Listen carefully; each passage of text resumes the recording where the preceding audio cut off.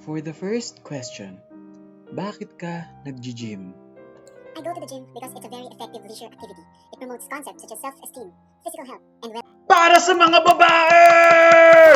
Ang alamat ng pogi! Number 4. Para sa mga babae. Ganito kasi yan, men. Sa Instagram profile ko, marami talaga akong pinopost. Meron dito, pinost ko yung motor ko. Sabihin ng iba, pinost niya siguro yan kasi napopogian siya sa motor niya. Sige, pwede. Bigay na natin sa kanila yun. Tapos ito pa, men. Siyempre, pinost ko rin sa IG ko. Yung tumutugtog ako. Nagsosolo ako sa stage. Ito yun. Sasabihin ng iba, siguro pinost niya yan kasi proud siya sa sarili niya. After niya mag-practice na matagal, nagawa niya na yung solo niya on stage. Sige, bigay na natin sa kanila yun. Meron din dito, men, nag-post ako. Pumunta kaming National Museum. Sabihin nila, siguro na-appreciate niya ang Philippine history at ang art. Tangina tol, I don't give a fuck. sa lahat ng art na nandun. Puta, parang mas masaya pa nga ako nung nasa labas na kami. Kumakain kami ng kwek-kwek. Tangina men, okay? Lahat ng pinopost ko, hindi para sa sarili ko. Hindi para sa confidence ko. Kaya ako nagpo-post sa IG. Para makita ng mga babae. Ito na yung nangyari. Graduating na ako. Tangina, wala pa rin akong syota. Kaya sabi ko sa sarili ko, sige, maghahanap na ako ng syota. Kaya na ginawa ko, pumunta ako sa TikTok. Kasi ang daming babae sa TikTok, di ba? Pipili ka na lang. Parang all you can eat buffet, di ba? Tangina men.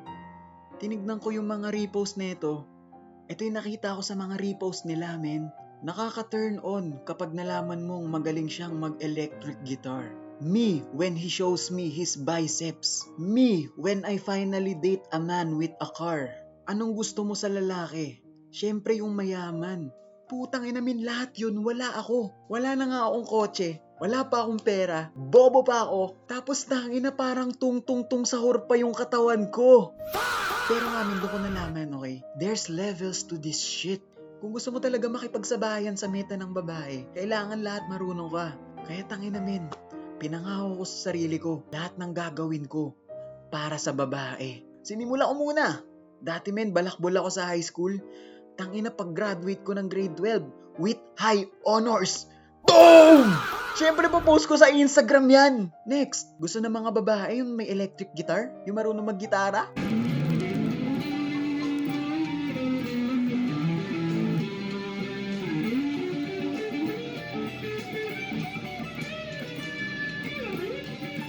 Para sa mga babae!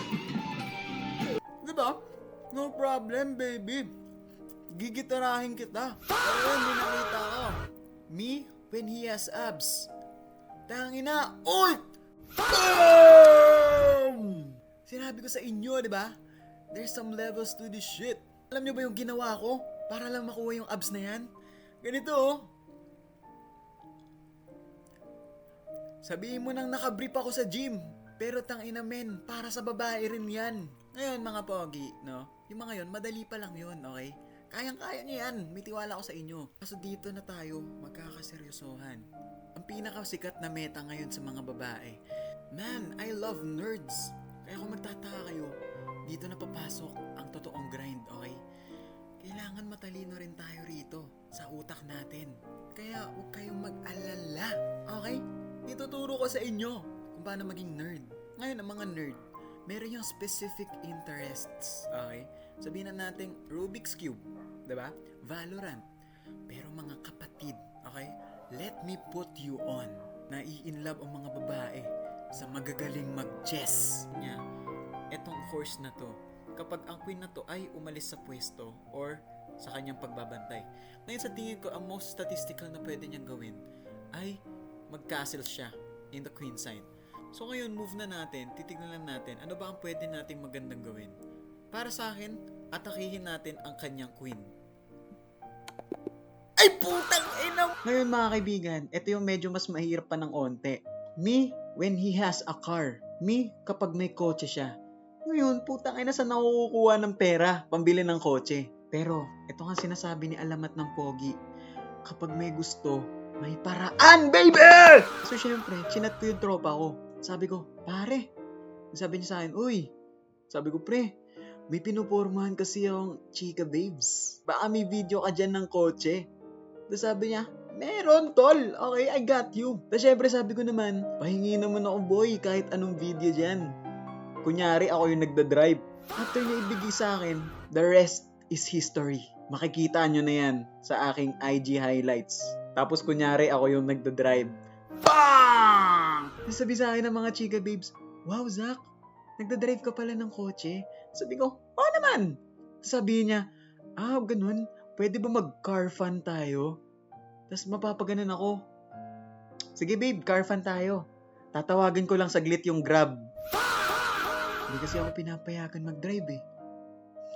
Pero kapag nakita mo yung IG highlights ko na nagda-drive, shh, ka na lang ha.